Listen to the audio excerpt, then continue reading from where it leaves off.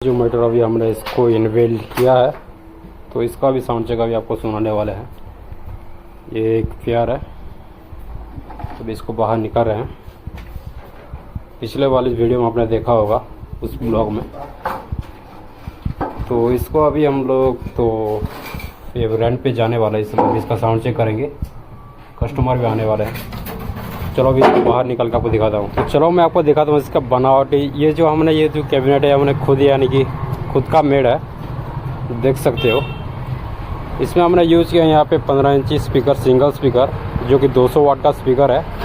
और इसमें ट्विटर भी लगाया गया है हाइस 100 वाट का स्पीकर के साथ हमने यहाँ पे ये 40 वाट का ये है, आपका हाइस मिल जाएगा।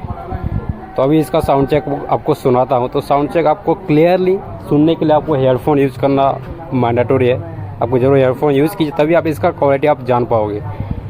तो ये आपको अभी हम इसको रेंट पे दे रहे हैं, तो अभी बेचने का तो कोई आइडिया नहीं। गणपति सीजन ख़त्म होने के बाद इस सेकेंड में बिक सकता है मे भी। तो चलो आपको अभी इसका साउंड चेक सुनाते हैं। Trouble test completed. Now feel the bass.